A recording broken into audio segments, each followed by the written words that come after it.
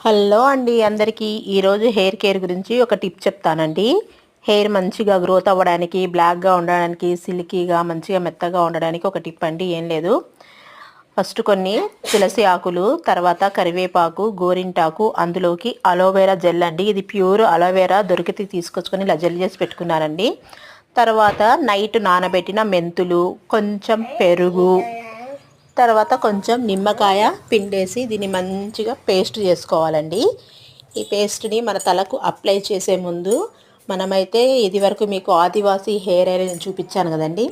ఆ ఆయిల్ని మంచిగా అప్లై చేసేసి బాగా మసాజ్ చేసి ఒక హాఫ్ అన్ అవర్ అలా వదిలేయాలండి. హెయిర్ని వదిలేసిన తర్వాత మనం ఇది పేస్ట్ చేసి పెట్టుకున్న ఈ పేస్ట్ని కొంచెం కొంచెం హెయిర్స్ ఒక్కొక్క లైన్గా తీసుకుంటూ స్కల్కి, హెయిర్కి మంచిగా అప్లై చేయాలండి.